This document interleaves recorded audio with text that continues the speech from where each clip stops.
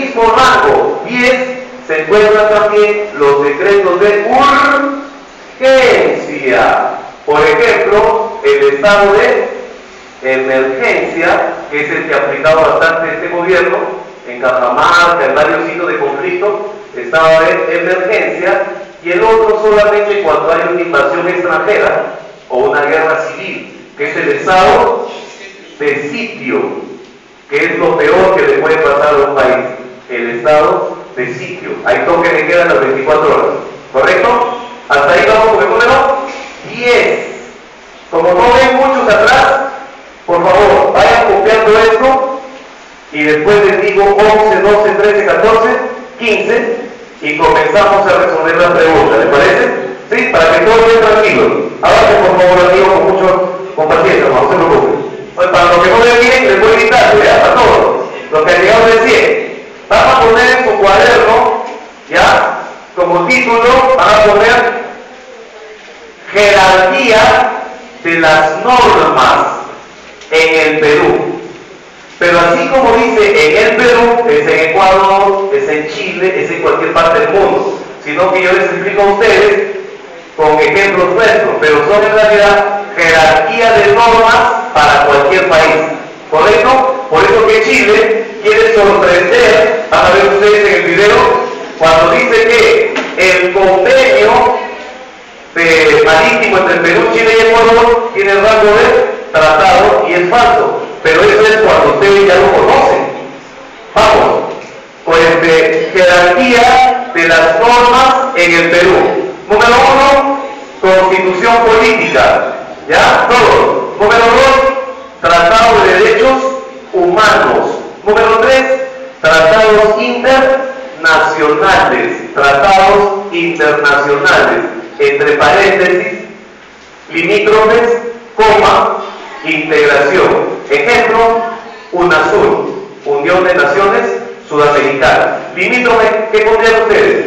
Tratado con Ecuador, tratado con Chile, pero solamente límites territoriales, tierra nada más, nada de mar.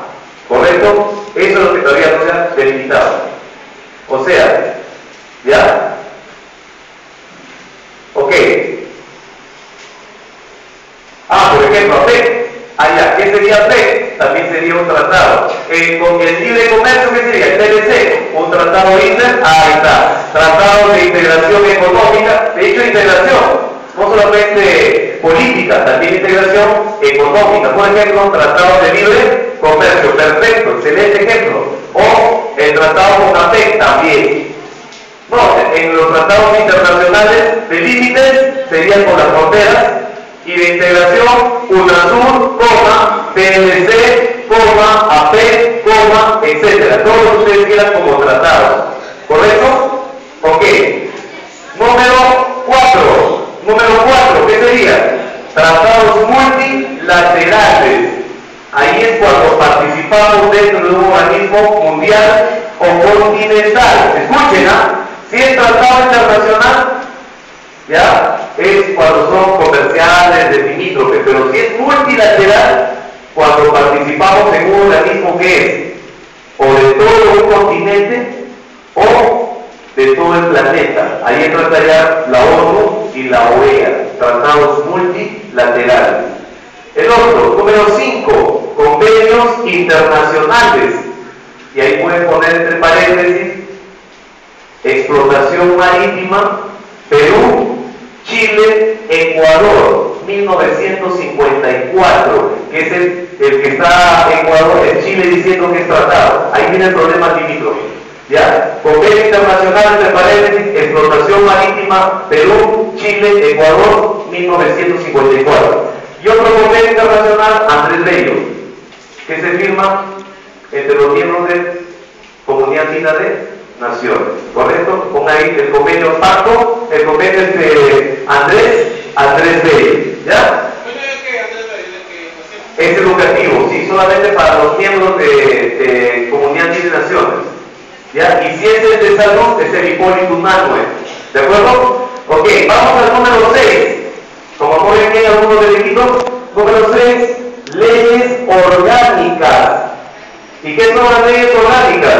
las que dan origen a los organismos del Estado. Es la partida de nacimiento del Poder Ejecutivo, del Poder Legislativo, del Poder Judicial y de todos los organismos del Estado. Por ejemplo, ley orgánica del Tribunal Constitucional, ley orgánica del Ministerio Público, ley orgánica de los gobiernos regionales, ley orgánica de los gobiernos locales o ley orgánica de municipalidades, también le llaman, ¿no? ¿Ley orgánica de qué?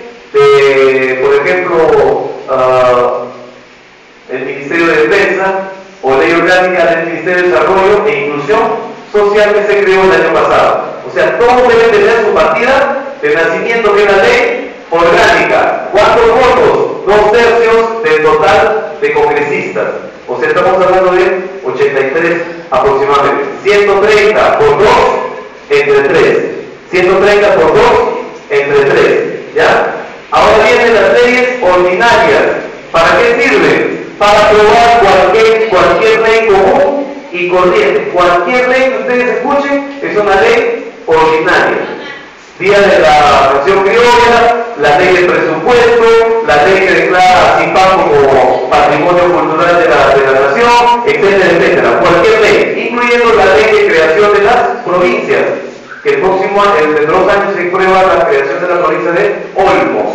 ¿Correcto? Número 8. ¿Cuántos votos? La ley ordinaria, la mitad más 1 de 130. Serían 66 votos. ¿Ya? La número 8. ¿Cuál sería? Resoluciones legislativas.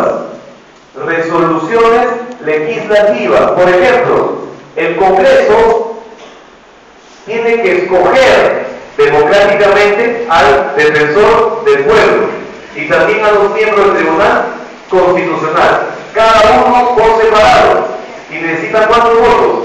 2/3 del total de congresistas, o sea también 83 votos. ¿Por qué no se ha elegido hasta ahora al defensor del pueblo? Porque no se ponen de acuerdo los partidos políticos, porque nadie tiene 2/3.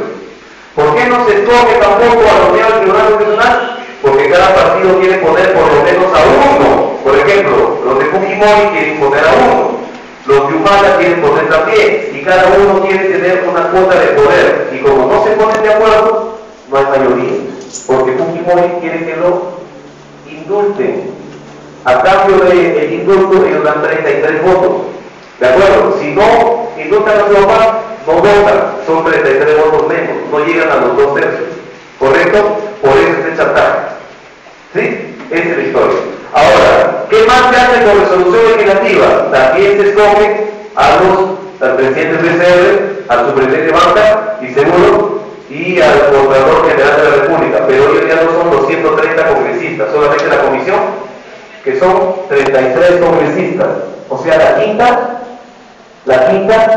cuarta parte, el 25% de 130 más 33. Y ellos son los que van a hacer, a elegir a los miembros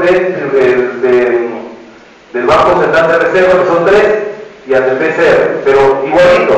¿Con qué lo aprueban? Con una resolución legislativa. Número 9, decreto legislativo, que es mitad ejecutivo y mitad legislativo, es un híbrido, decreto legislativo. Y en el mismo número 9, las normas regionales y locales, conocidas como ordenanzas, acuerdos, decretos y resoluciones, tanto regionales como municipales. ¿Correcto? ¿Cuántos son actos legislativos? 9. ¿Cuántos son actos administrativos? 6. A partir del 10 hasta el 15 son actos administrativos. No tienen rango de ley, pero ayudan a que las normas se ejecuten. Por ejemplo, número 10, el decreto supremo. Solamente lo aprueba el Consejo de Ministros y el Presidente de la República. Ellos son los que lo firman. Decreto supremo. ¿Qué incluye reglamentos de ley? Por ejemplo, ley ordinaria o ley orgánica del Ministerio de Economía y Finanzas. Es una ley orgánica, pero el reglamento del Ministerio, ¿quién lo aprueba?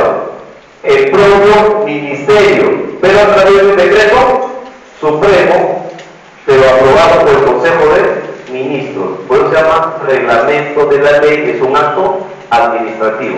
Una ley ordinaria de creación de la ley del discapacitado. ¿Qué necesita para que entre en vigencia?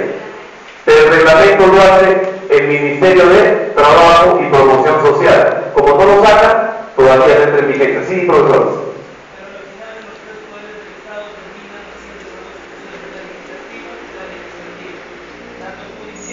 Ah, no, lógico, porque por ejemplo, sí, el Poder Judicial, sí, les comento al excelente profesor, si el reglamento tiene que ver con algún ministerio, lo tiene que hacer el ministerio, pero por ejemplo, excelente, si se crea el Poder Judicial, el Ejecutivo no le va a hacer el reglamento lo tiene que hacer el propio Poder Judicial, entonces se reúne la Junta de Vocales Supremo y ellos aprueban su propio reglamento, pero es una resolución interna de ellos. Correcto, excelente, muchas gracias.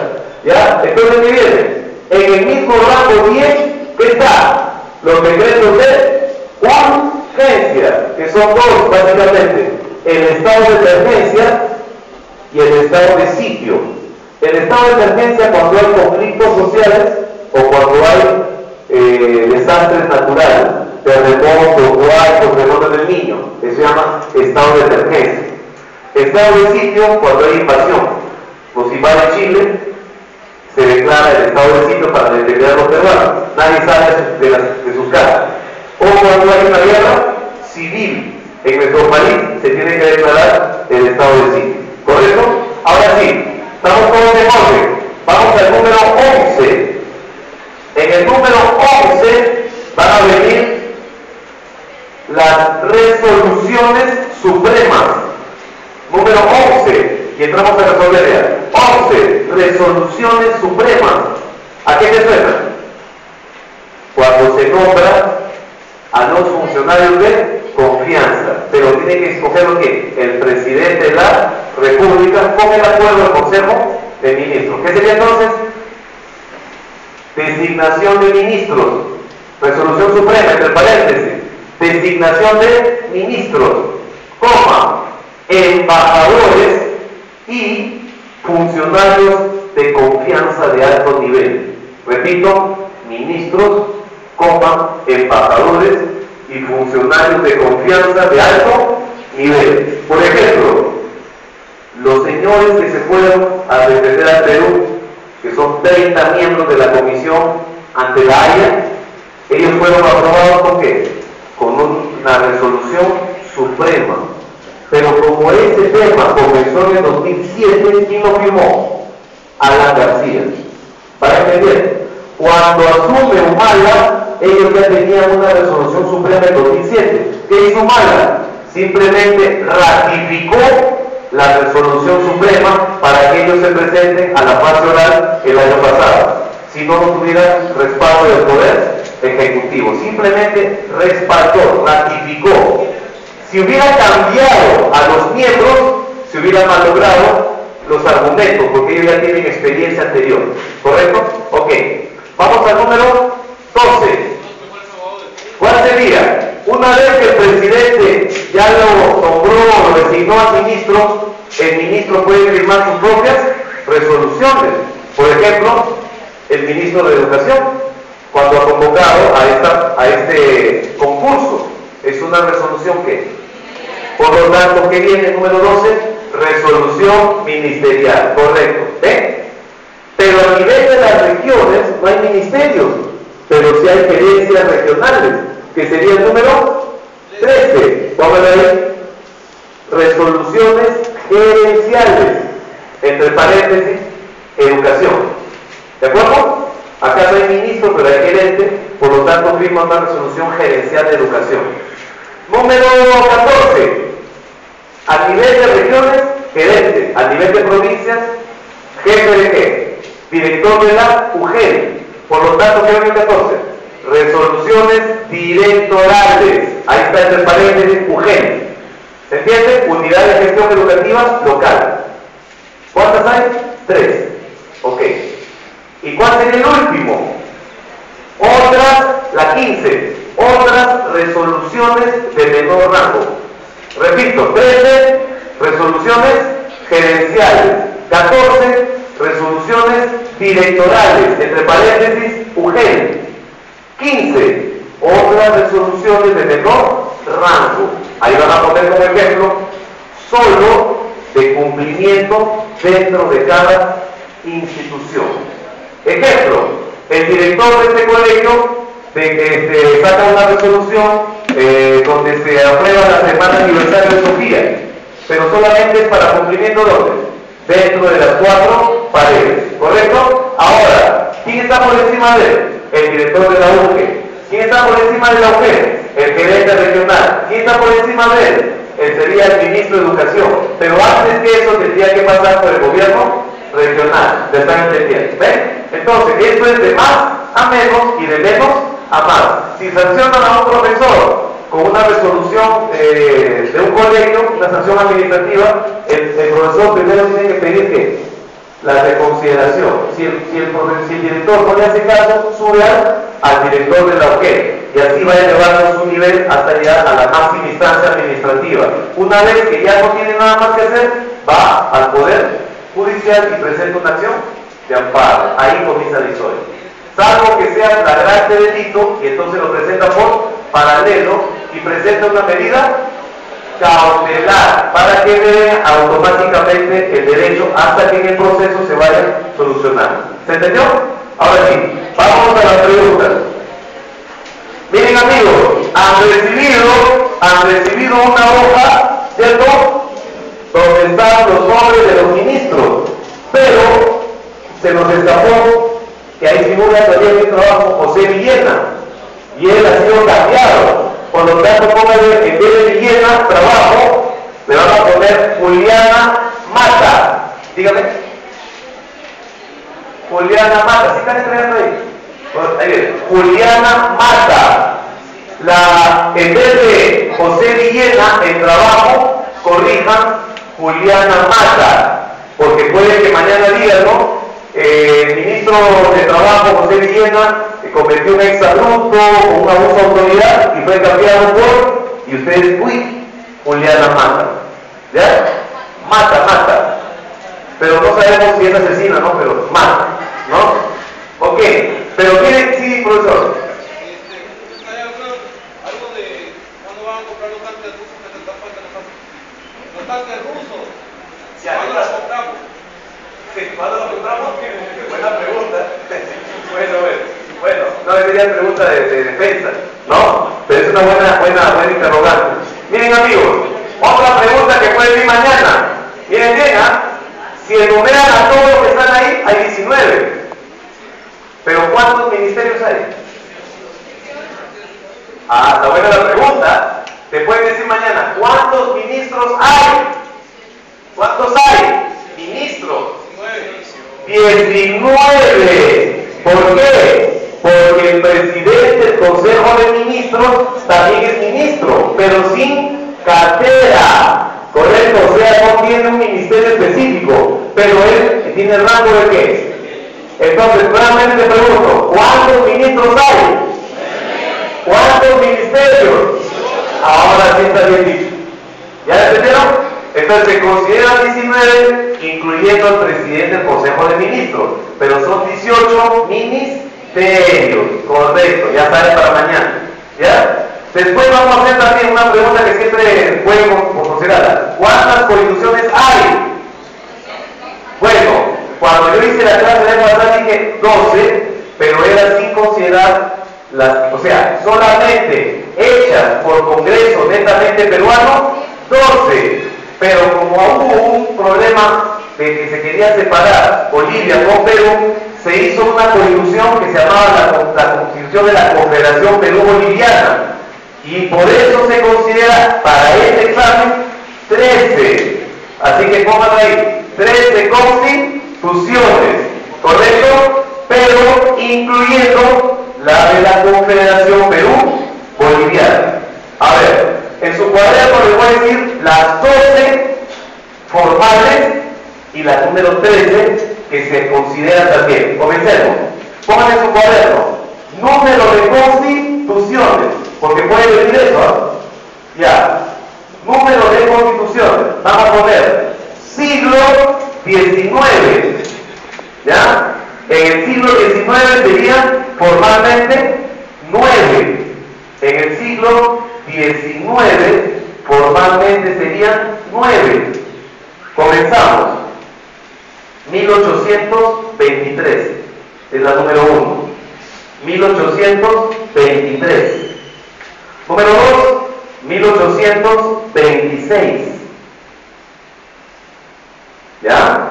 Número 3, 1828. Repito, 1823, 1826, 1828.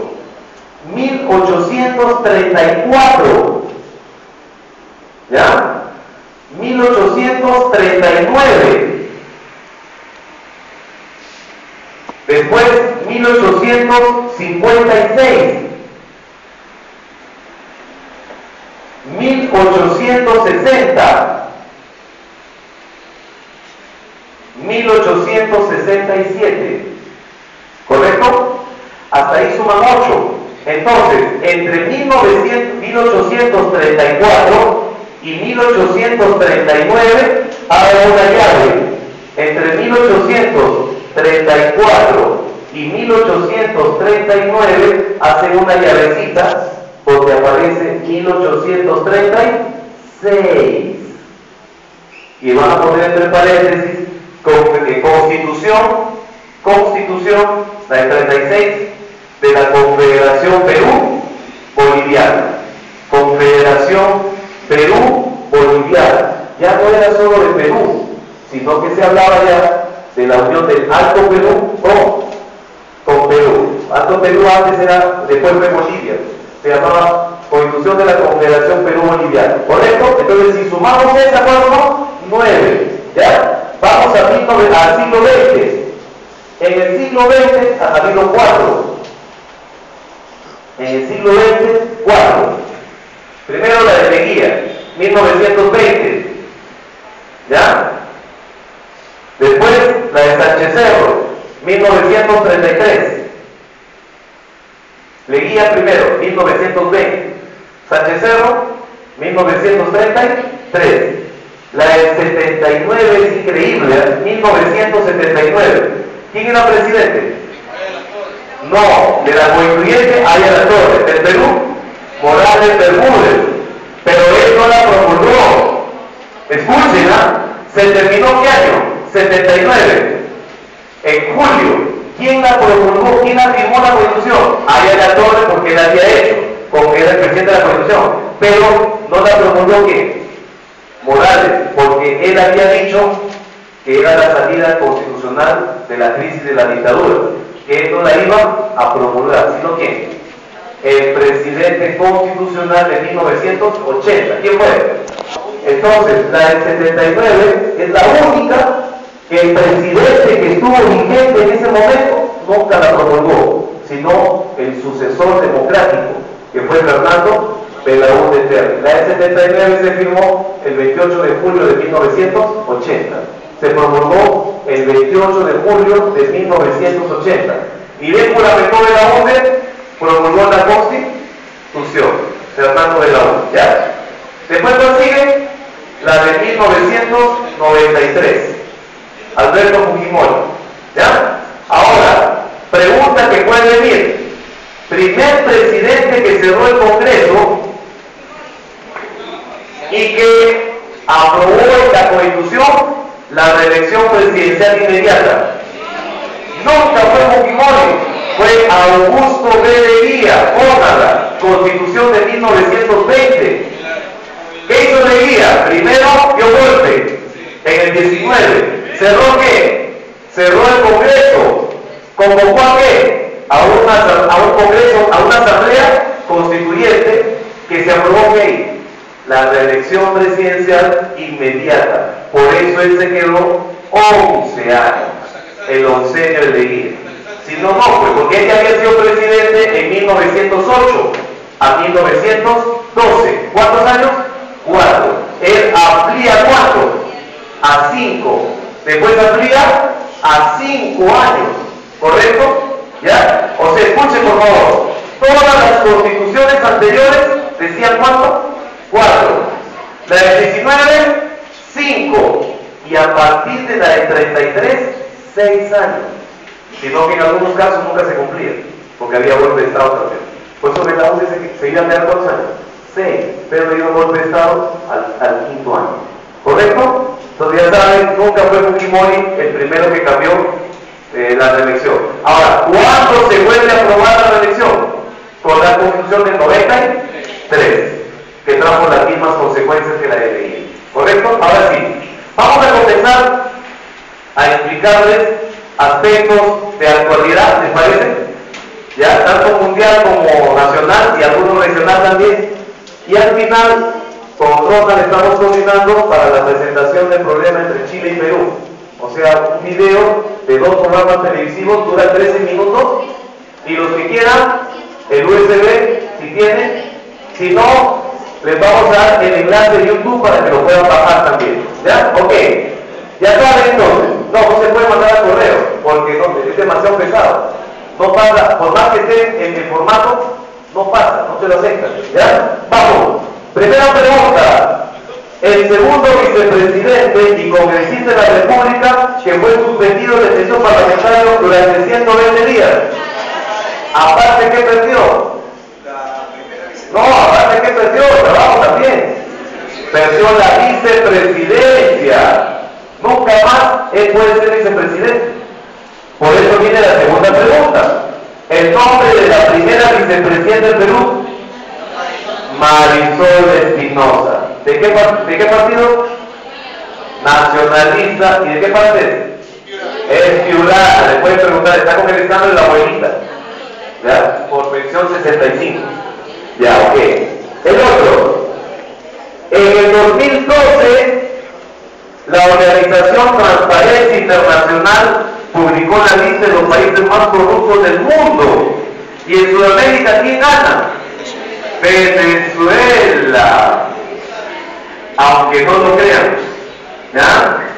Gobierno actual del Perú que declaró en el 2012 el estado de emergencia en el departamento por motivo de restablecer el orden público.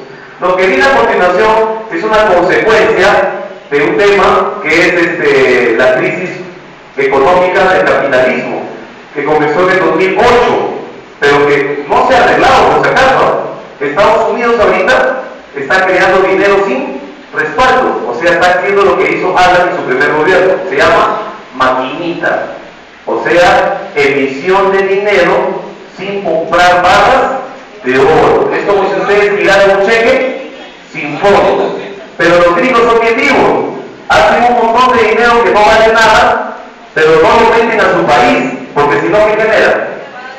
Inflación. ¿Qué hacen los gringos? Solamente sacan la plata que es suficiente para cubrir ¿qué? Los bienes y servicios, y hay que equilibrio. Si sacaran toda la plata al país, ¿qué pasaría? ¿Qué sobra? Dinero. ¿Y qué tendría que hacer el vendedor? Subir los precios. Como hay más dinero, ¿qué hace el vendedor?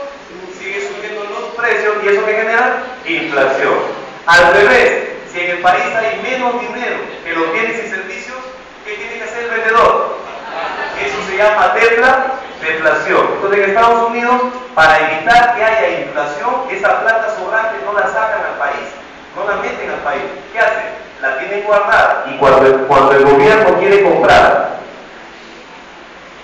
algunas cosas, porque todos los estados compran o no compran, quieren comprar ¿qué? Materias primas, quieren comprar ¿qué? Algo de otro país, ahí sí esa plata que sobra la sacan, pero ¿para dónde? Entonces, Perú que recibe un montón de dólares por el café, un montón de dólares por el fierro, un montón de dólares por el oro, pero ese dinero que recibimos, los exportadores ¿qué hacen? Lo tienen que cambiar a soles. Entonces, llenan el mercado nacional ¿de qué? De sol, de dólares que no valen, y eso hace que el dólar baje. ¿A quién perjudica cuando baje el dólar? Al exportador. ¿Y a quién le favorece?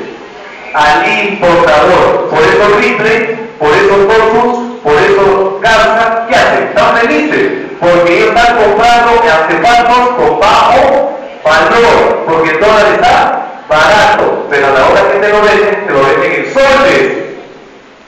Las zapatillas Nike que venden en Ripley las compran a $8 en Lima, $8, y te las venden a 260 con tarjeta. Ganas, te cobran más o no. Te están multiplicando más de 10 veces su valor. Lo compran con dólar barato, pero lo venden en soles, no son tontos. Conclusión, ¿en qué debes ahorrar? En soles. ¿En qué debes endeudarte? En dólares, para que tu deuda cada vez sea menor. ¿A cuánto va a llegar el dólar a fin de año? A 2,25 soles. Y va a seguir cayendo. Por lo tanto, no compres dólares, te van a tratar. No baje el dólar. Dentro de un año, 2 años lo van a eliminar. Ya no tiene validez. Y van a hacer una nueva moneda mundial. Y si Perú sigue comprando dólares a cada rato, eso aumenta la reserva. ¿Dije la vez pasada? Sí, pero con $2 que no vale, a la hora que se cambie la moneda, vamos a perder ese valor. Así que debemos comprar oro nada más, que es lo que le da valor realmente a un país. Esa es una situación horrible que va a pasar para nosotros. Vamos. Entonces, cuando comenzó la crisis en el 2008, Estados Unidos, muchas empresas quebraron. Y la gente que perdió sus acciones, la gente que perdió sus ahorros, ¿qué están perdiendo hasta ahora? Sus casas, sus trabajos. ¿Cómo es España? Eso sacó un movimiento que comenzó primero en una ciudad y después se fue a otra ciudad, en un continente, después en otro continente. Ahí está la respuesta. Dice, la revista Time de Estados Unidos eligió como personaje en 2011 a los protestantes en referencia al movimiento de los de España y de Estados Unidos. ¿Cómo se llaman? Los indignados. Y hoy son peores. Hay 500.000 de personas que han perdido su trabajo en Europa, en España nada más, y sus casas. Ahora, Reserva Nacional, que se ubica en la región Loreto, ha cumplido un año de creación en el 2011. Tiene como objetivo proteger una muestra representativa de los bosques húmedos de la cuenca del río Napo. No es N, es N, Napo. ¿Cómo se llama? Esa es una pregunta calentita. ¿Cómo se llama? Se llama Pucacuro. La letra Pucacuro, disculpe, la letra A. Pucacuro, letra A. La letra A. ¿Qué es Loreto? Pucacuro. La 7, sí, papá. ¿Por qué no le pasa nada a Suiza? ¿Ah? Suiza no le pasa nada. Europa está mal, menos Suiza. ¿No le entiendes? ¿Por qué Suiza no está mal? Solamente. Buena pregunta. Excelente pregunta. ¿Por qué Suiza no está mal? Es que Suiza no está en la Unión Europea. O sea, la Unión Europea está en crisis, porque ya no se habla de un Estado, sino de 27. Entonces, si comienza una parte de tu cuerpo a pudrirse, el resto también se pudre. Entonces, Italia, Grecia, España, Portugal están en quiebra. Y como ellos ya no tienen un banco central de cada país, sino un solo banco central europeo, ese banco central tiene que crear dinero, ¿correcto? Pero ese dinero tiene que circular dentro de qué continente? De Europa. Pero cada país que tiene que depositar barras de oro. Si no comienzan a poner barras de oro, entonces no tienen dinero con respaldo. Pero el dinero es el mismo, el euro no. Entonces ellos necesitan dinero. Pero como no tienen oro, el Banco Central Europeo, ¿qué dice? Tú no me das barras, yo te voy a prestar las barras, el valor, para que tú hagas el dinero. Si no, no puedes tener dinero. Ahora, le haces dinero para Grecia, pero Grecia está debiendo el oro, ¿cierto? Le está debiendo 100.000 millones, 200.000 millones. Todos los demás países que hacen, tienen que poner de su bolsillo para subsidiar a quién. A Grecia. Portugal, tampoco tengo yo. Uy, ya, también te ayudamos aquí. Entonces todos están colaborando, ¿sí? Y ahora que hay crisis en el mundo, ellos también están en crisis. ¿Y qué le piden a los países? Oye, devuélveme lo que te presté. ¿Portugal tiene para pagar? ¿Grecia tiene para pagar? Entonces ellos están haciendo que esa situación hace que su moneda también se debilite. Entonces el euro también está cayendo. Está cayendo el dólar también. Entonces, ¿qué van a tener que hacer para salvarse ellos también? Lamentablemente, ¿qué van a hacer? Dinero sin respaldo, igualito que Estados Unidos. Y eso va a hacer que su moneda también pierda valor. Hace 30 años Perú hacía lo mismo, ¿se acuerdan o no? Y ahora Perú, ¿qué? El que hace todo correctamente. Por eso ahora los europeos, ¿a dónde se vienen? A buscar trabajo. Porque nosotros somos mejor que ellos. Por favor, a las profesoras que están aquí, no acepten el matrimonio de europeos ni de norteamericanos. No se las van a llevar. Ellos quieren casarse para quedarse en tu casa. ¿Se acuerdan cuando nosotros nos íbamos allá, qué buscabas? Casarte, ¿cierto? Ya, ellos están haciendo lo mismo. Si no, pregúntale a Sheila Rojas. ¿Han visto a Sheila o no? Sheila se va a casar con el español, pero el primero que ha hecho. ¿Para qué? Para tener la residencia y después la nacionalidad. ¿Me están entendiendo? Porque no trabaja allá en España, si no ya se lo hubiera llevado a vivir, pues. Así que por favor, no se casen, porque no las van a llevar, es para que ellos se queden en tu casa, tú lo vas a mantener. Ya depende de ustedes ya. Preferible, cásate con un peruano, porque él está mejor, pues. Al menos más estabilidad. Más bonito es el otro, pero es un vago. Ya ustedes se toman